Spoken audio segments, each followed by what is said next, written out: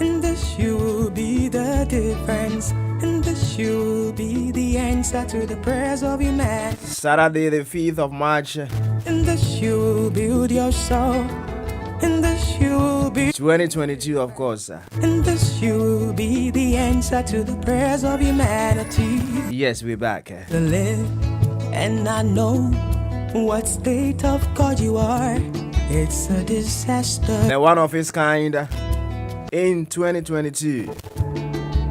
To not know your purpose is a tragedy. Mentoring Hour. It's a disaster. Coming your way from 1-to-1 Mentoring Network. Rainfall, half spins, A very beautiful body harmony, seeking to give back to society what society is giving to them. sunshine, Of course, you may say half spins, it is not all just good society is giving to them. But I tell you one thing. purpose. The world. The conscious can turn their manure to expand their harvest. Do you So even if you think society is giving you something that is not worthwhile, turn it into manure shine, and give it worthwhile to society. shine, Today, shining like a star. 3 beautiful souls Oh, coming our way shining so bright. Yeah. with something very important. Ooh, ooh, ooh, Well, someone may say we're still in the pandemic. ooh. We're not off the woods yet. You make tomorrow. But hey, it's much better than yesterday. May never come Lessons learned from the pandemic, to purpose but looking towards the future. and the Whatever the case may be, so we have to look into the future. the difference and We have to make the difference. the answer In fact, we have to be the difference to and be the answer to humanity. build your soul. That is Pepper's song by Fafa in the background. Friends, and that you be So without much ado, let's welcome our beautiful and handsome guest this very morning. Good morning, Dr. Inyang. Good morning, Papa Smiley. Good morning. And Yes. good morning, everyone. Yes, and good morning, Marvin, and good morning, Stephanie, as well. Good morning. Yes, yes, yes. Good morning, Papa Smiley. Good morning, everyone. I believe everyone is doing also. Yes. Yes, we are. Good We are one, doing good well. one. And you? Always smiling. You look very well. Thank you very much, Doc. I looked at the topic today and I said, ooh, lessons learned from the pandemic. Are we off the woods yet? What kind of lessons can we learn of the pandemic? Are these lessons going to make the world a better place? Are these lessons going to make the world a more joyful, peaceful place? Well, I couldn't find so much answers. But knowing very well that I have able women and men coming my way this morning, I said, okay, no problem. I'm always willing to learn. So I'll start right away from Dr. Inyang. And then you tell us. So first of all, why do we have to learn anything from something someone may say as horrible? Something that took many lives. Why should we learn anything from it at all? Okay, thank you. Thank you, Papa Smiley. Yes, that's a very, very good question because I think sometimes we forget that we've been through a very horrible journey in the last couple of years. I'm happy we can all be sitting here smiling and happy and talking in a relaxed way, but this was not the case a couple of years ago when everyone was so scared. People didn't know what was going to happen. There was this horribly new thing that was creeping onto us and just killing people and just spreading around the world. And for the first time in our lives, we were stopped in our tracks. So many of us were used to getting up and just running around the whole day. Many of us never even having time to take a break and enjoy our home or our families, because we were chasing, this work and this money and making life ends meet. But the very first time, the whole world stood still. There was lockdown everywhere. You couldn't go anywhere you wanted to. And thank God for everything, for the science that helped us to develop some treatments and vaccines that can make us move freely again. And I think when you've experienced such a horrible thing, you have to be careful. Like you said earlier, we're still in the pandemic, but we have learned a lot of lessons. And I think that's what we're going to be sharing today. So that how can we stop ourselves from getting back to that place where we were? And how can we prevent ourselves from getting ill? And also living a more fruitful, sensible life. Because many of us have learned a lot of things. And hopefully we'll talk about that today. So, yes, there's always something to learn, no matter how bad the situation is. Okay. All right. Even before I go on to the main questions, a question just came through. He says, will these lessons that you are going to share with us prevent future pandemics? Well, we can never, we don't know about how, what is around the corner. Some people have been saying in a number of years, another one will come, or we don't know when. But I think there are things that we learn that helps us to limit the impact of, pandemics on us, which we will share. So we can't prevent another pandemic from coming, but we can learn something from what we've been through that can limit the intensity or the impact on us. And hopefully that we will take that forward from sharing this morning. Good. I'll stay with you, and you start with lesson number one. Okay, lesson number one. I'll say if there's one thing we've all learned now is hygiene. Um, we remember how people, hygiene. We thought we knew that, felt that we were keeping good, clean hygiene, really. But if we look back at ourselves, how many times would you step into your house and the first thing you reach for is food, despite where you have been to, you have touched so many things, you've touched so many, maybe on the transport when you're coming, you've touched so many things all along, and the first thing you reach for, you get the next thing, you put it on your mouth without even cleaning your hands and washing your hands.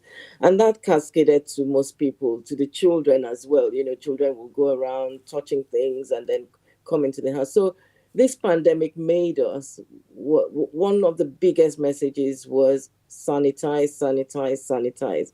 Wash your hands very well, sanitize your hands, and make sure that you do all those protections. Even now, unconsciously, those things have stayed with us. So many of us are still wearing our mask, even though the government is saying, mask free.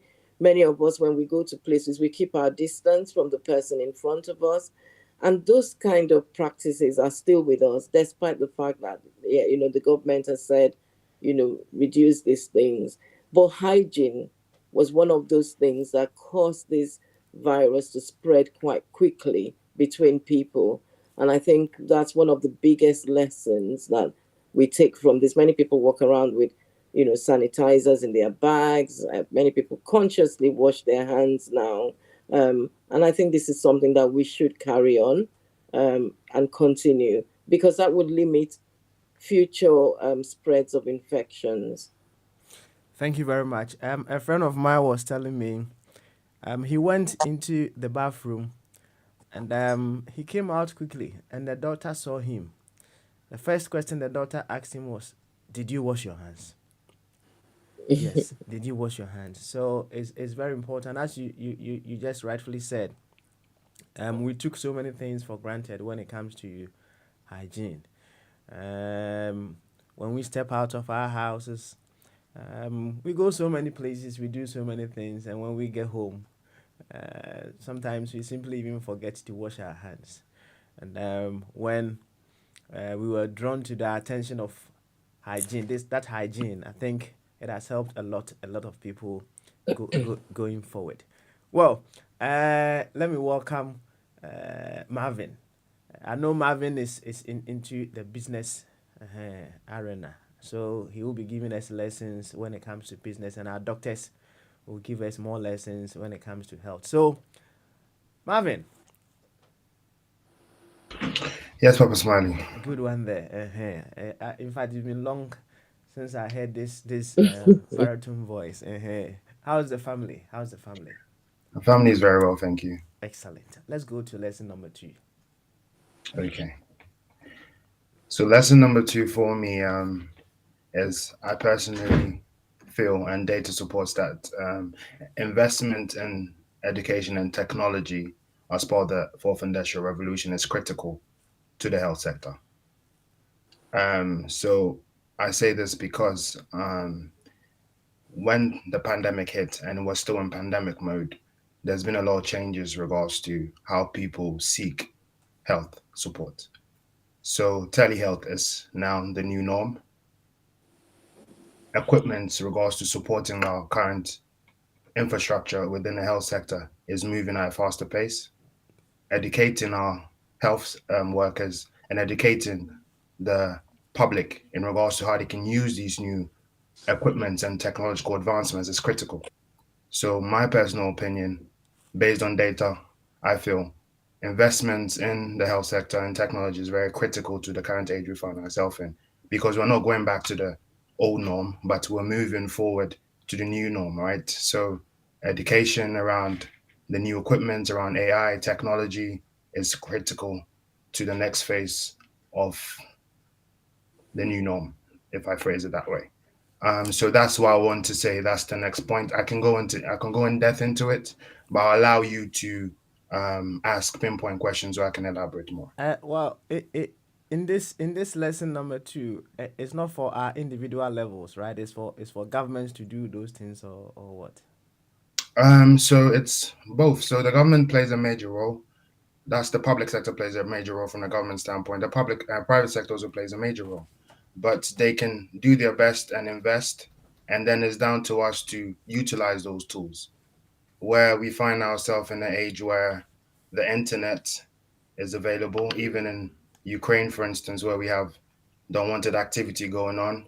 They've made internet available for some underserved areas, right? So you can have all the tools available, but if you're not utilizing it, you still fall short. Where people still currently still want to walk to the doctors for the normal paracetamol, right?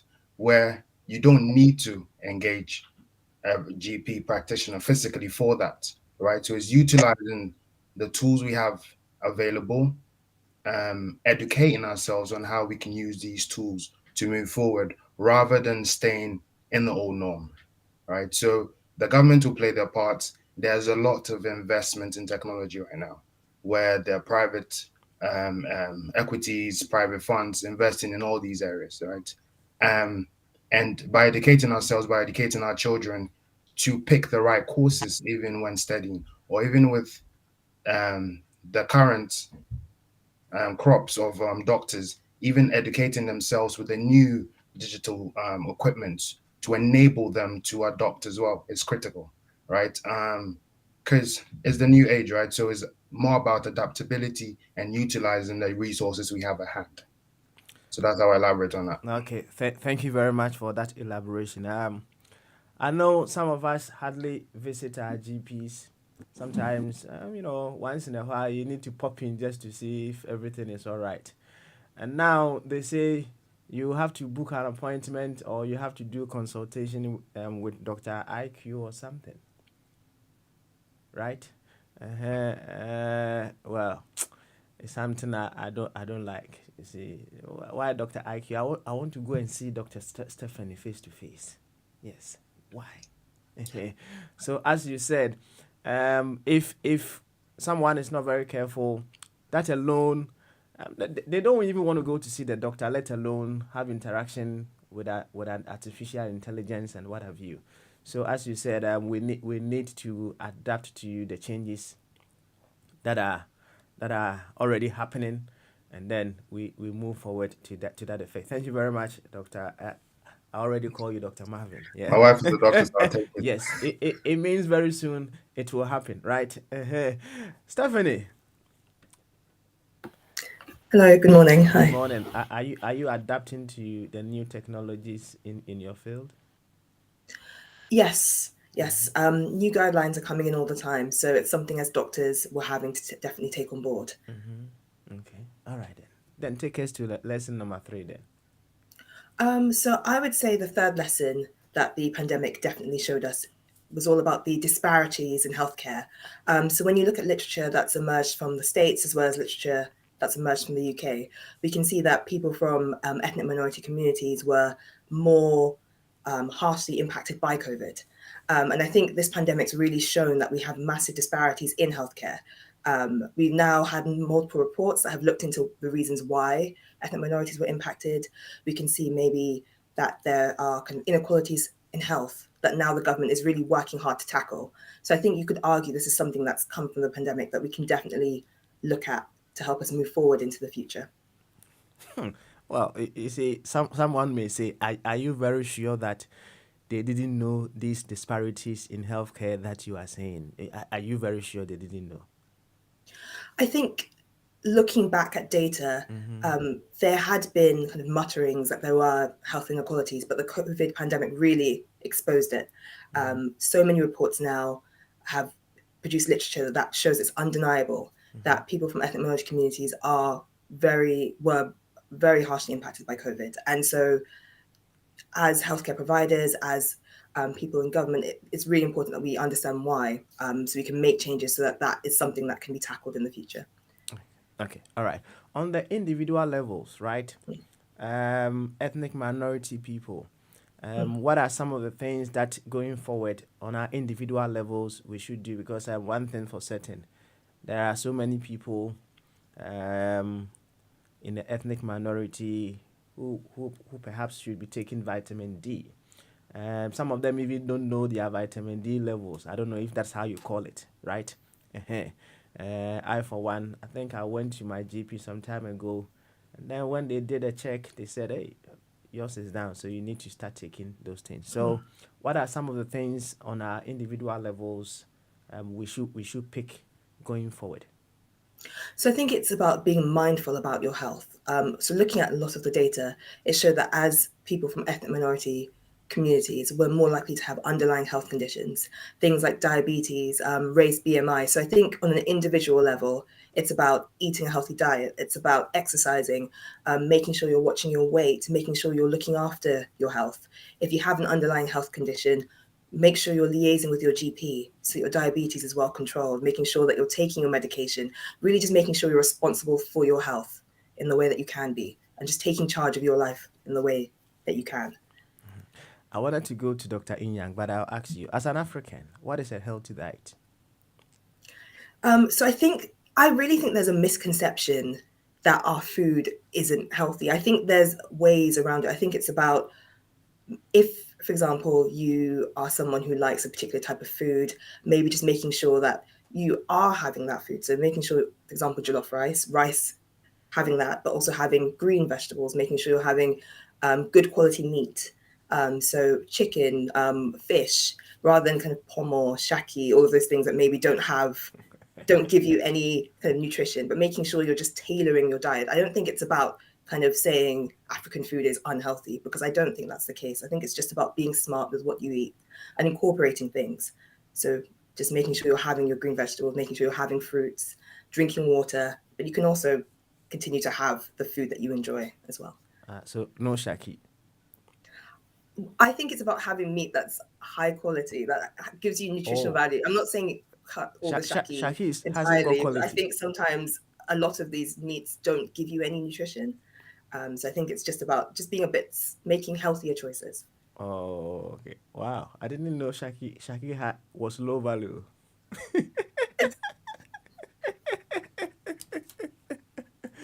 All right. Let's go to Dr. Inyang for lesson number 4. I think just a follow on to what, before I come to number 4, just a follow on to what Stephanie has said. Our food can be prepared in a healthy way. I think one of the things is the way we prepare the food sometimes. So if we're cooking vegetable, we load it with so much oil, looking at the oils we're using, avoiding things like frying a lot, looking at grilling your food. So that same food that you would like to eat, think about other ways in which we can prepare it that will be healthy. We have a lot of green vegetables, but it's the way we prepare it that makes it unhealthy. So yes, I just want to second what Stephanie has said. That, Okay. and I think another thing is we have to. I think what the pandemic exposed is that as from the minority population, we need to educate, bring up a lot of health education messages to our community, because of what people hear, they believe what they hear without sometimes getting the real facts. So I think it's a challenge for us again as professionals, health professionals, to actually access those things, make them available for our community. And just a bit of what Marvin said as well. The things are being put up, but we have to educate ourselves on how to use these things. And many of us from our communities, if we have to access healthcare, um, there are many people we can access healthcare from, but if we don't have the right technology, we won't be able to access it.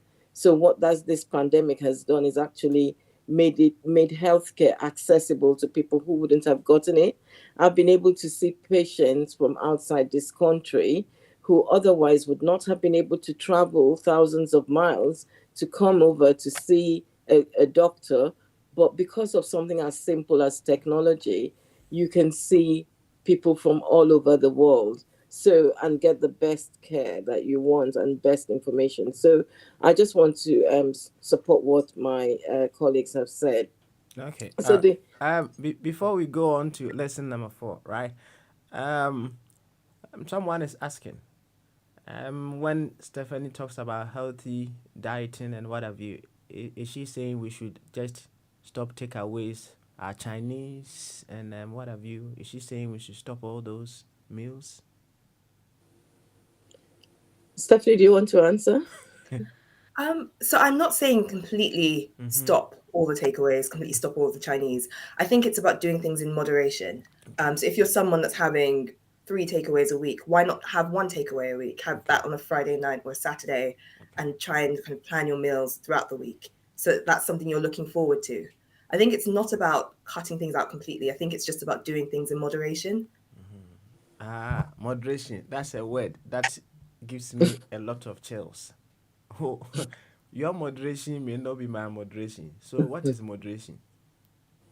So I think it's just about, you're right. I think everyone has their own definition. Mm-hmm. I think it's just about making improvements. So again, if you're someone that's having 5 takeaways a week, why not cut down to 3?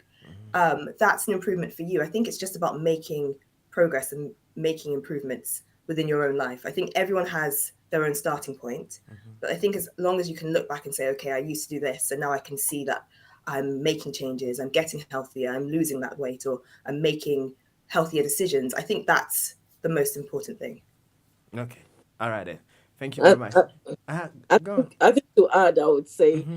looking at the takeaways you are taking. So even if you want to say, I want to get a takeaway, you can still make healthy choices about the takeaway you are having. There's no point going to get takeaway that's you can see is laden with a lot of fat and all that. So you can still eat out, but still make healthy choices with your takeaway. And I think one big thing that Stephanie said is taking responsibility for your health, because that's we've all had to make some changes. I've had to make lots of changes as well, and it's helping. Even little things help. So that's one thing that we should do. Pouring a lot of salt in our meal is not necessary.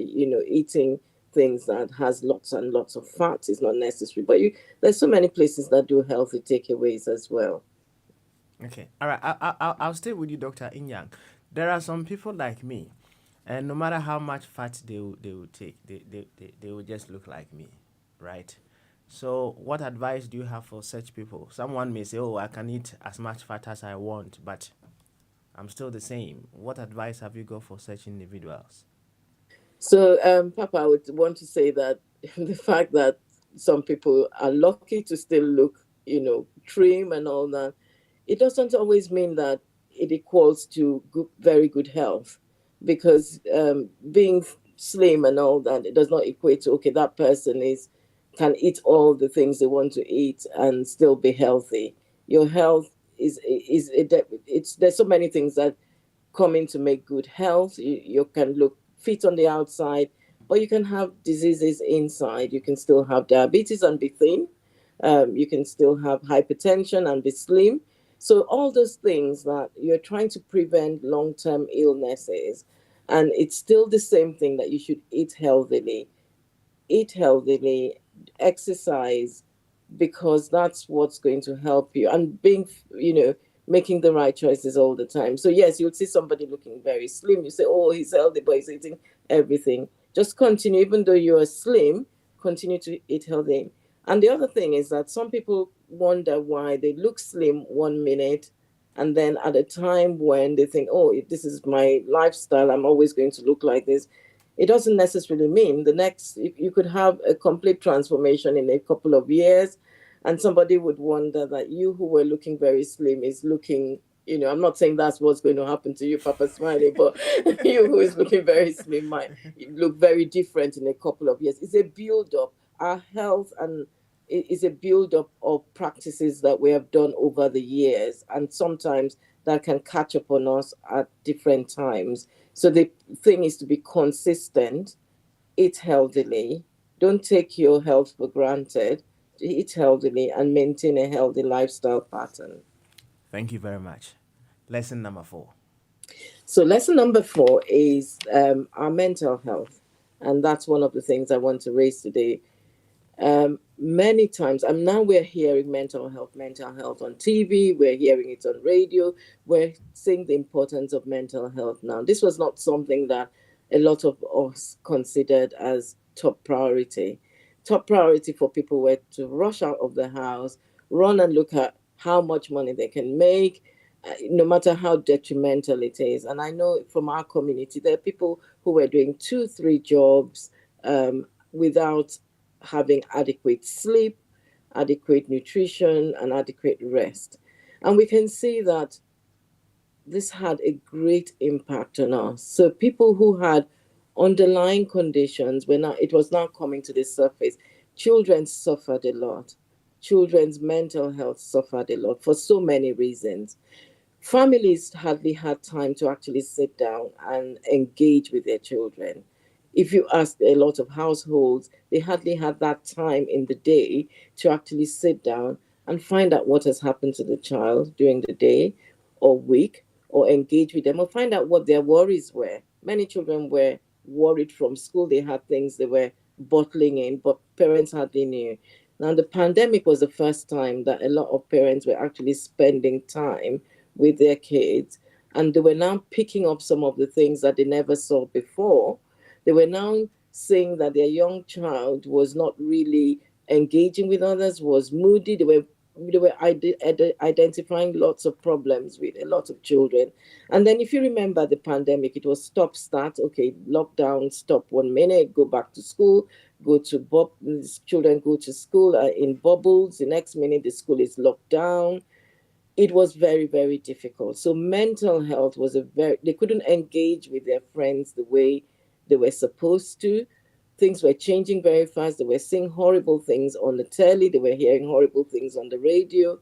And also their learning was also impacted. So many of them, for the first time, had to learn how to work independently. So they would give them work. They had to stay in front of the screens. And many parents saw the difficulties that their children had with this. So a lot of all these things affected children's mental health. Also, some of the children, especially with neurodisability like autism, and especially autism and anxiety, some of those children who used to have a lot of problems at school, becoming very anxious, the pandemic helped some of them because they became less anxious because they didn't need to go out, they didn't need to go to school where things were challenging. And so it now became quite clear how much school caused anxiety for a lot of children.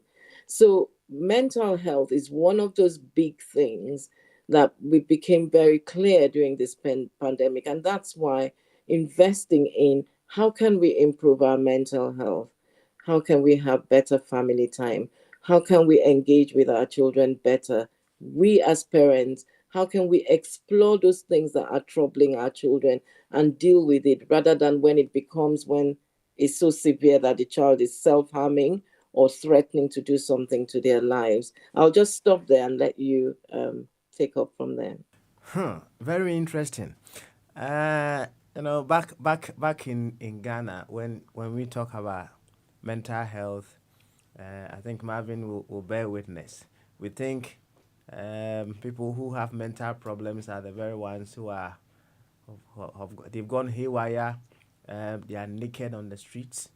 They are just picking rubbish off the floor, eating and what have you. But with this explanation, um, every one of us needs to take care of his or her mental health. And it's just a switch. You can just go all the way down, and then it will become a menace. Someone says, here in the United Kingdom or in advanced countries, many people are in suits, but they are mad. Yeah, many people are in suits, but they are mad. So we have to be very, very careful about that. Let me ask Marvin on that mental health. Yes, I know he is into the business field. When in the pandemic, many people were working from home. They weren't seeing people at work and what have you. What was the impact? And now that we are easing in gradually, I think all the protocols have been lifted as it stands now. Okay, what changes has happened after all these problems with the mental health and what have you at work? What has been the changes so far? Um, yes, mental health is it's like you said, from where we're from, it's it's labeled differently, right? And when you haven't experienced it before, from where we're from, you downplay it, right?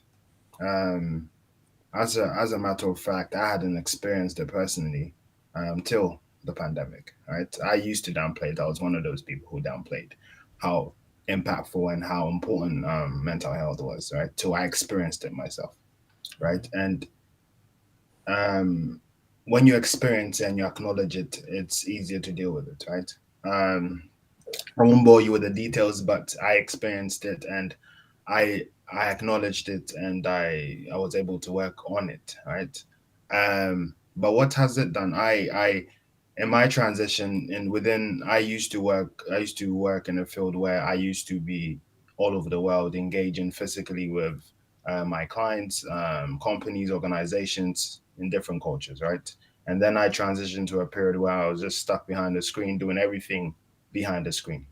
Um, I wasn't used to working on two screens. I always had my laptop and I was on the move every single time, right? So transitioning from someone who likes to engage physically with clients and people and love traveling and then doing that behind the screen, it pushed me to actually switch jobs, right?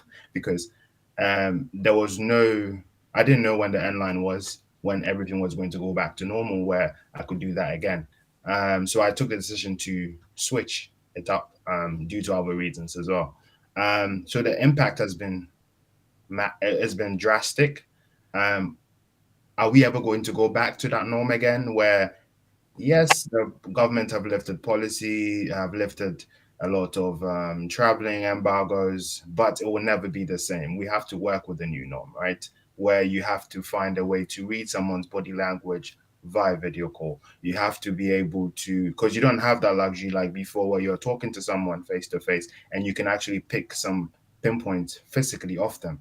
Now, if my camera is off, you don't know if I'm in bed, if I'm standing, if I have a teacup in my hand, you can't tell. But if I put my camera on, you can probably pick a few things up.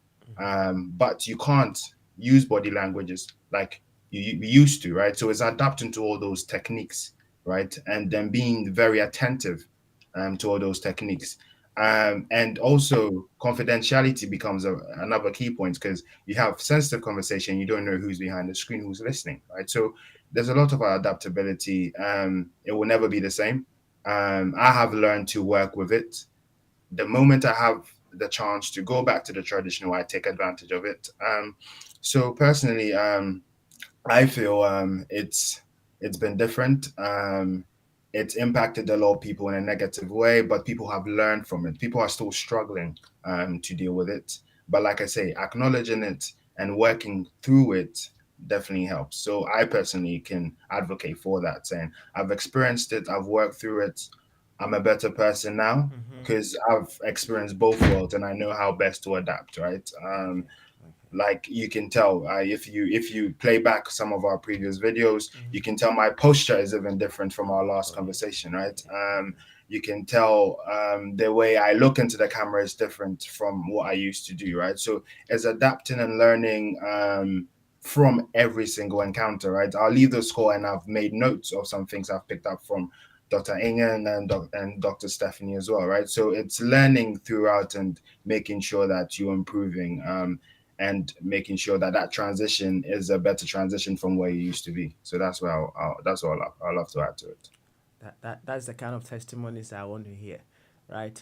I know I heard stories that during the pandemic, this same mental health caused a lot of problems between in marriages, because husbands were now spending more time with wives, wives spending more time with husbands. There were a lot of squabbles here and there. Some of them didn't even know themselves so much, and during those moments, you've been stuck with someone for 24 hours, 1 week.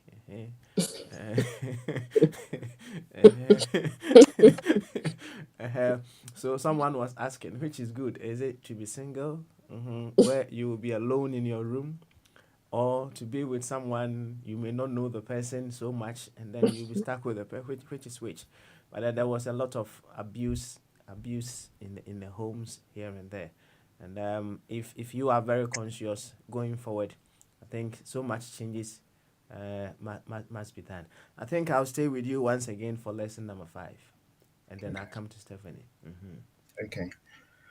So lessons number 5, based on what I've just said, I have a few ones, but I think I'll go with um, the calculus for kids is just different. I say the calculus of kids is just different. Where when you look at the pandemic and you look at what has happened till date, right? The least affected were kids. The least exposed, no, the most exposed were kids, right? Recently they've paused the policies regards to vaccinating kids at certain ages, right? During the pandemic, my daughter was in nursery throughout. I've never had COVID, right? Um, Slightly backtracking to one of the things you highlighted about being stuck in a room with your wife and your family for a long duration, right? The pandemic was the best thing that ever happened to me, right? I've bonded with my daughter like nothing else, right? I do the school run, I shower her. I think Stephanie can testify to that, right?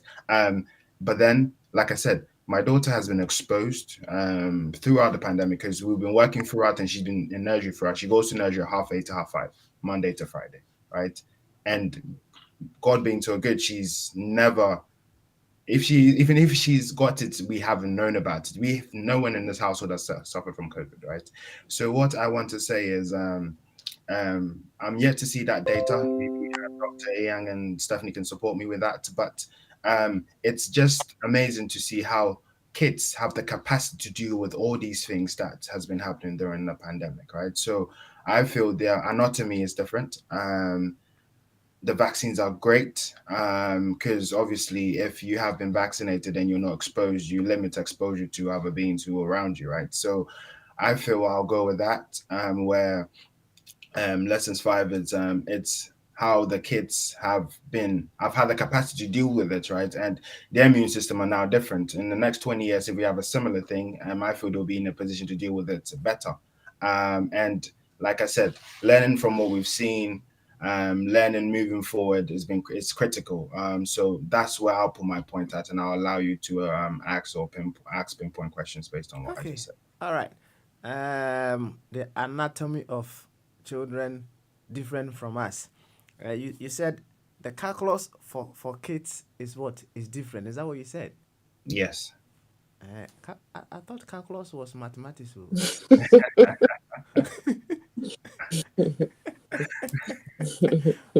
Marvin becoming philosophical now. Anyway, let's ask Dr. Stephanie as to why kids were able. You said you needed their help. Why kids were able to handle this pandemic more than us? I think there are a number of reasons. I think so. One thing I wanted to talk about was resilience. And I think with children, they're very adaptable. They're very able to quickly learn new information, take it on board, incorporate it, and kind of move forward. So I think, again, as Marvin mentions, his daughter was going to nursery. She kind of was going through the pandemic, but she was able to kind of adapt very quickly. And so later on in life, that means if there is another pandemic, hopefully there won't be, she's learned those skills that will enable her to kind of navigate that completely differently to someone who maybe has gone through the pandemic at a slightly older age. I know that there's a lot of literature that's coming out about kind of why children were less impacted in terms of their response to COVID, in terms of the symptoms they get. But in terms of kind of resilience, I would just say that children are often very good at kind of adapting to new situations in a way that sometimes we as adults are not as good at doing. Oh, okay. All right. Dr. Yang, would you want to add something to that? So what I would just like to say, like everything else, children, it's not they were carriers. You'd find many of them that were carriers, but the problem, and this was the emphasis on the pandemic, it was not the kids themselves coming down with overwhelming infection. We did see some children having some symptoms and infections, but it was the contact that they had when they came across people who were vulnerable, like in the family settings, because COVID has to come from somewhere. Somebody has to bring it into the house. So the child who carries it will be fine jumping around, but it's the family members that who had risk factors, who came across the children. That's where they would pick this from. And as we know, like everything else, as we get older, our bodies are, like a tired car. It's not working the way it's supposed to be working. Everything, our immune functions, everything. We don't fight off these things, and it becomes worse if we have underlying factors. So yes, a lot of kids were going to school. Many of them you'd come back being positive, but they were not coming down with the infections. Their immune functions, adapted to this better. Children come across a lot of infections in their early ages. That's why you see children coming along with colds a lot in nursery, but they'll still be bouncing around. And during that early period, they're exposed to a lot of things that's building their own immunity, but they were able to bounce this off quite quickly. Yes, they were resilient to some extent physically, but that's not to say the pandemic still didn't have an impact on them, because for the ones who had underlying difficulties, they felt it more. So in a group where you have some children being able to adapt easily in and out, there were also a lot of children who were, emotionally unstable, who found the whole thing quite difficult. And sometimes that emotional impact has been much more than even the physical impact of them having the COVID infection. And that's what we're seeing in children, that it hasn't been the overwhelming hospitals being full with children on admission, but it's been the emotional and mental health complications that we've seen. And I think Marvin has said a great thing. The pandemic offered him an opportunity to bond with his daughter very well, do all those things, which Marvin probably would never have had the time to do, considering what his busy schedule was. And that kind of emotional security was so important for a lot of children, but not all children had that, especially depending on where how the nature of the homes and all that. Not all children had that. So one of the positive things which Marvin has brought out is that family time, which I talked about, getting to know your child more. And by Marvin being with his child and doing all those things, enabled him, gave him a greater satisfaction than, a lot of things that he would ever have had. And that's one of the positives from the pandemic. So yes, physically, they came out okay, they were fine. And the emphasis was on limiting them being in contact with more vulnerable people, because they could be carriers, be fine, and the vulnerable people would become at risk. Okay, thank you very much. Someone is asking, is it because children had not taken so much shaki and kotodwe? That is why. Yeah, Stephanie brought that up. It's not me. Stephanie brought that up. So, is it because children have not, at their ages, taken so much shaki to affect their immune system?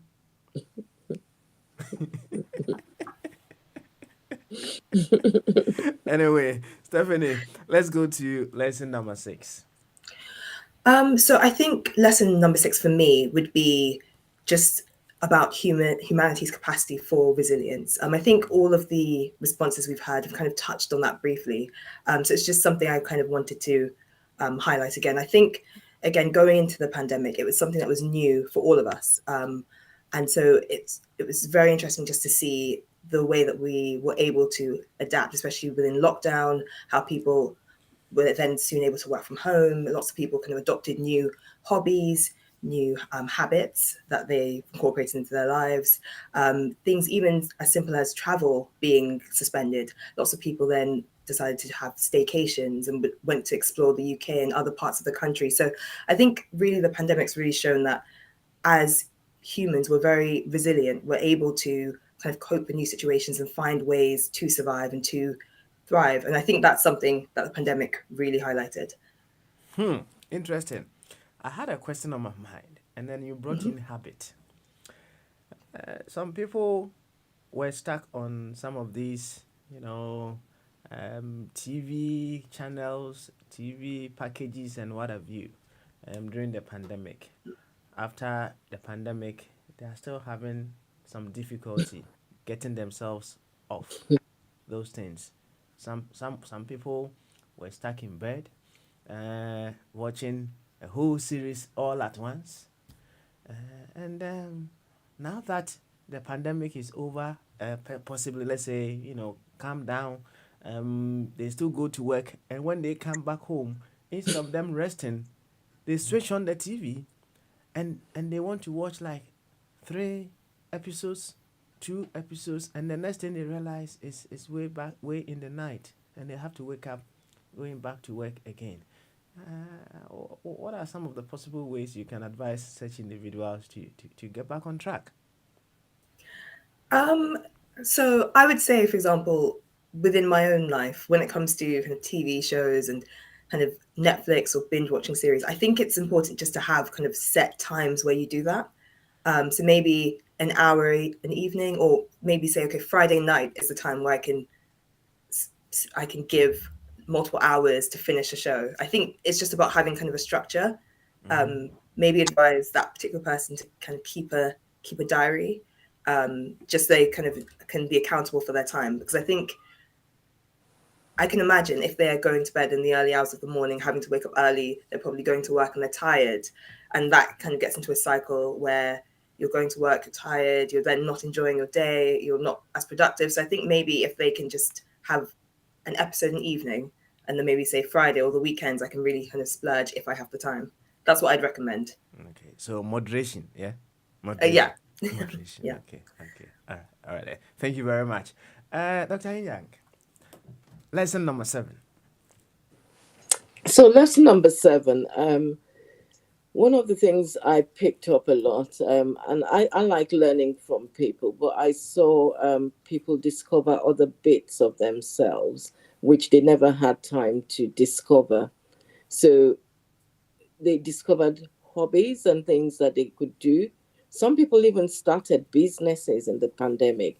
So it's interesting that the pandemic was a time when businesses shut and a lot of businesses closed, but some people actually discovered the talents they had. I watched a documentary recently on a young girl, I think she was from Ghana actually, who, by trying to treat a bit of a loss of hair on the front of her hair, she made a homemade cream and then used it and saw it was working.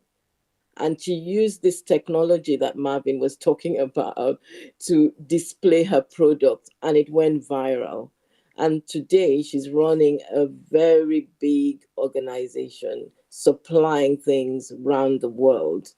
And this happened during the pandemic. I was so taken by that. So a lot of people discovered things about themselves during the pandemic. And why was that? They had time to actually shut down all the noise that happens every day, and they had time to actually spend time with themselves and think about what can I do. And I think that there's a lot of creativity in so many people, but because we're always up and about and running, that stalls it. So I think reflection, just looking at what you can do and taking that forward, making connections that can help you to expand that. So many, actually, the pandemic, there was a report that came out. This was my husband who shared this with me, that small businesses grew a lot during the pandemic. There were many entrepreneurs that were created during the pandemic.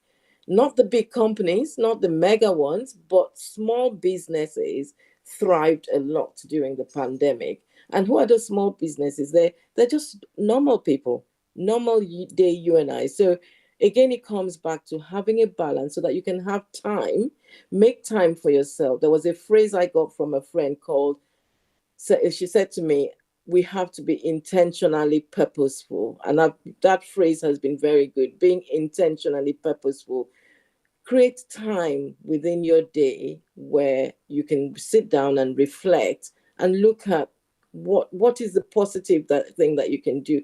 That positive thing that you can do can be a passion, but that passion can turn out to be something that gives you balance and also gives you an income. So creativity is my is the lesson I'm talking about. Creativity, enabling yourself to be creative. And it might be when you're going for a walk, an idea pops into your head. It might be when you're, doing the most mundane things that, ideas crop into your head.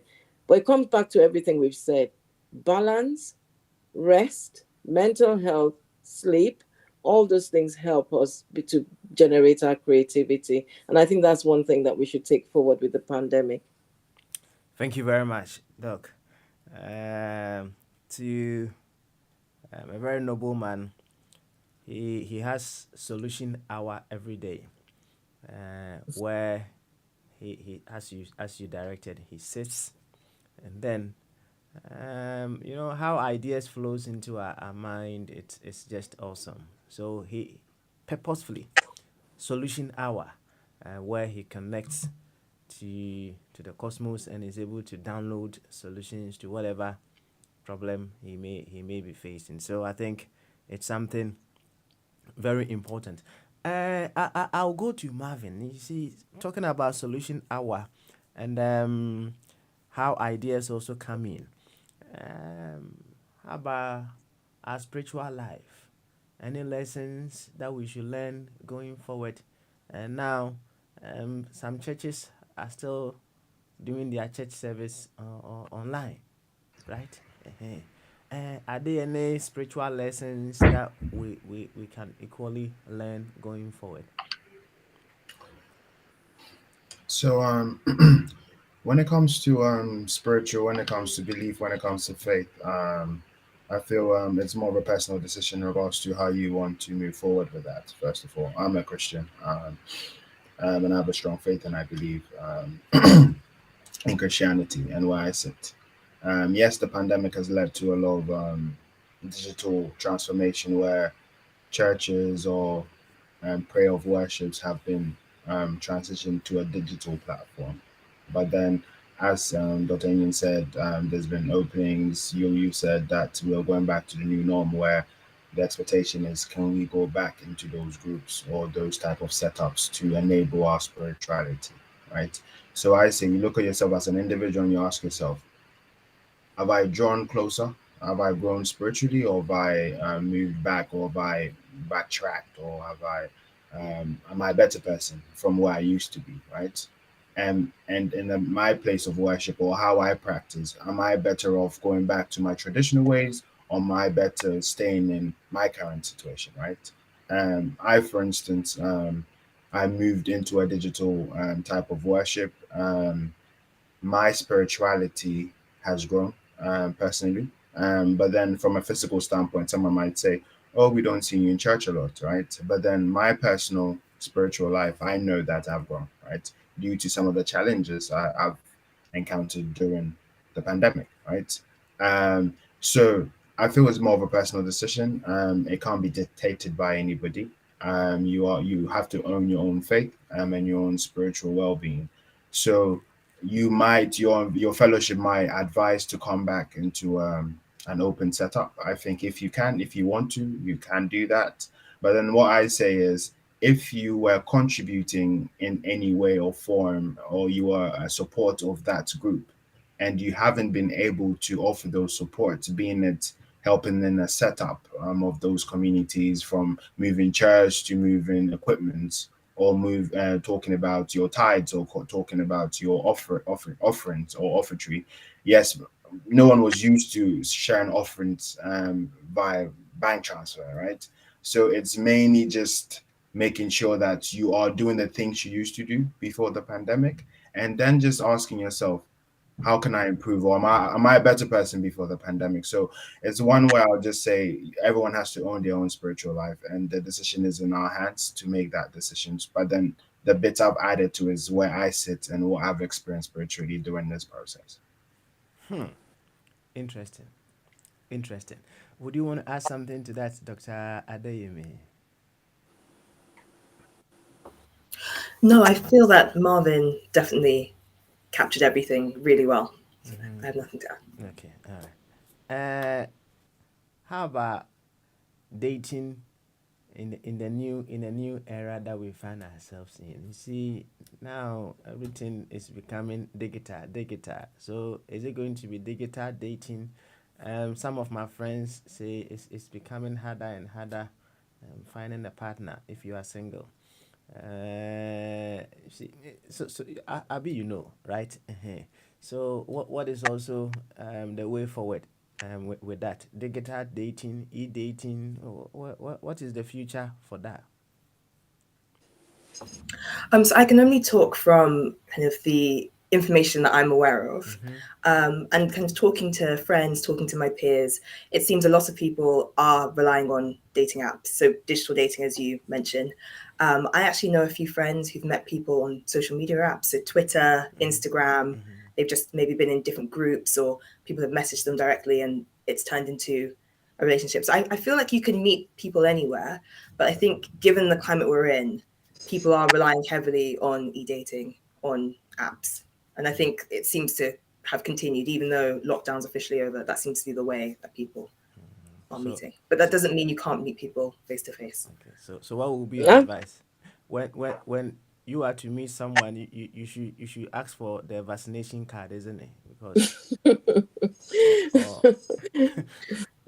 because we are not in normal times. So should you Yeah. ask for vaccination card before So perhaps some you can take a some quiz kind or of something? dating platforms actually have a section where you submit whether you've been vaccinated. So on different people's profiles, it will actually say this person's been vaccinated or they haven't been. So you don't necessarily need to ask. That data will be given to you. So So, if Papa, I if want to say that okay, just a second what Stephanie has said, that there have been a quite successful relationship. I've certainly have two friends who've successfully met people during the pandemic and have married, and I've had a child. So that, it's been positive. And like you said, if you think about, for 2 years, people couldn't meet themselves physically, and the only way they could connect is online. it's been quite useful. Obviously, you need to look at checks. You need to look at who you each person has to put in some checks in what they're doing. But it seems like this is going to be a very prominent way of connecting socially for a lot of people. Okay. All right. So Marvin, nothing should stop the game, isn't it? Not at all, not at all. It has to keep happening. All right. Thank you very much for that. Some people have been held back when it comes to that, and I think the fear factor is also playing up as well. You know, people becoming intimate in such times is quite challenging for some people. So, as Marvin has said, nothing should stop the game. Yes, nothing should stop the game. We should carry on. We should carry on. Well, I think we are on top of the hour. And one thing that I'll ask all of you to share your views on before we round up is what kind of mindset do some people have that in the midst of this pandemic they were still able to thrive? Some people were able to make millions of pounds, millions of dollars. Some people, as Dr. Inyang said, discovered themselves. Some people were able to identify certain wonderment in their lives. What kind of mindset should we develop so that even in the midst of something destructive, we will still be able to thrive on? I'll start with Marvin, and then Dr. Inyang will come in, and then Dr. Stephanie Adeyemi will give us her final words. So, Marvin, what mindset should we develop? I'll go for. So first of all, I'll say each and everyone must have a mindset of knowing that you're capable of doing anything, right? So the capability of tackling anything that you felt that it wasn't a norm, right? Like we've all heard stories about how people have evolved during this pandemic. I'm a testament to it. So is knowing that you have the capacity to do anything that you want to achieve, and having that endurance, right? Yes, it might look like you can't reach those goals, but you have to know that you can, right? And being ready to be intellectually challenged, or being ready to have that zeal and that capacity to endure, because with those tools within your backpack, is anything is feasible, anything is possible. So those are the things I would say. And just being open to learn. With all these tool sets, the sky is the limit. Regardless of your background, regardless of your culture, regardless of your anatomy, right? So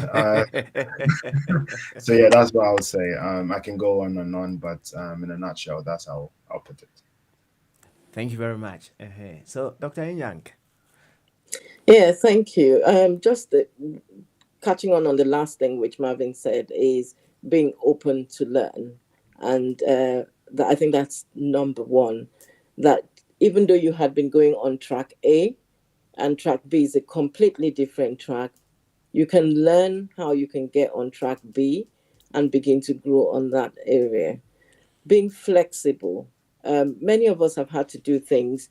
In the pandemic, I've had to now adapt to doing a lot of online consultations, which I wasn't doing before.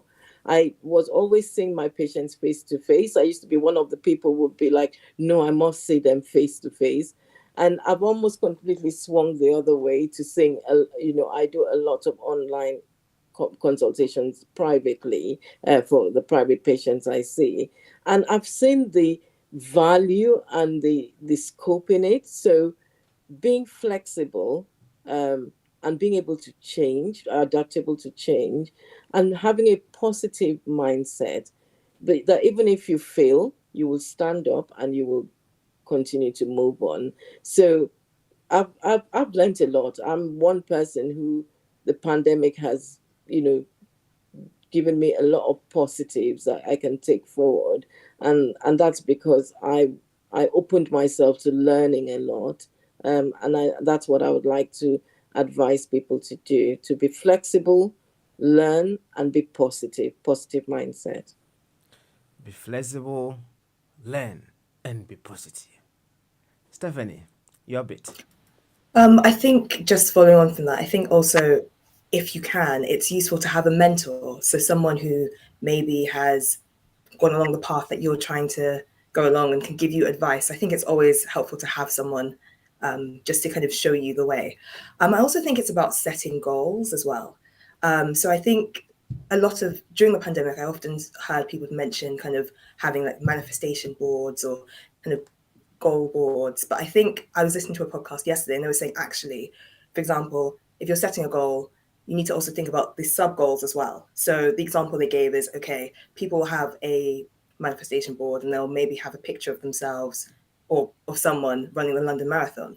But on that board, also have waking up at 4 a.m., doing this, doing that. So you need to have the smaller goals that lead you to that bigger goal rather than just saying, oh, I want to make X amount of money. Also think about how can I get there, the steps that it will take to get there. So I think it's about planning, goal setting as well. That's what I would add to that. Interesting. So, within the macro goal, you should have the micro goals that will lead you to the Yes. macro goal. Yeah. Yes, because we often focus on the end goal, but we don't focus on the journey. Okay. And I think the journey is an important part of the process. So I think it's just about thinking about taking those small steps as well. To get there. It's been an exciting session. Yes, a lot to take in. We might not have been able to put so much flesh on some of the things that you shared with us. Hygiene, investing in education, AI technologies, what have you, disparity in healthcare, mental health. Marvin, calculus for kids is different. Talking about the anatomy of kids as against our own adult human capacity in terms of resilience, right? We've been so resilient, and we've been able to discover ourselves or bits of ourselves which perhaps we didn't know before the pandemic. The list will certainly continue. These are just bits of the things that I know we have all learned, and we know listeners have also learned in their own way with regards to what we've all been through. I know they may have certain questions, or they would want to get in contact with One-to-One Mentoring Network.